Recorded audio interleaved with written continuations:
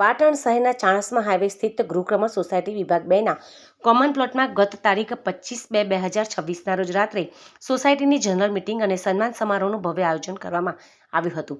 નવીન પ્રમુખ નટવરભાઈ દરજીના અધ્યક્ષસ્થાને યોજાયેલા કાર્યક્રમમાં સોસાયટીના તમામ સભ્યો પરિવાર સાથે ઉત્સાહભેર ઉપસ્થિત રહ્યા હતા.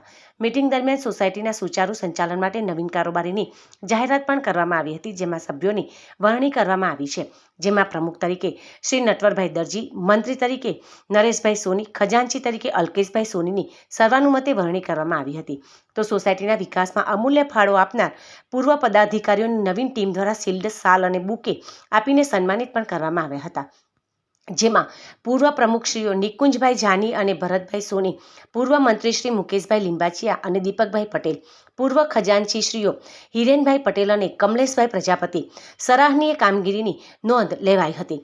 પૂર્વ કારોબારી દ્વારા સોસાયટીના નગરપાલિકાની સ્ટ્રીટ લાઇટ નંખાવી, પાણીના બોરની વ્યવસ્થા, સુરક્ષા માટે સીસીટીવી કેમેરા લગાવવા જેવા પાયાની સુવિધાઓ તેમજ ધાર્મિક અને સામાજિક પ્રવૃત્તિઓ માટે કરવામાં આવેલી કામગીરીને તમામ સભ્યોએ બિરદાવી હતી.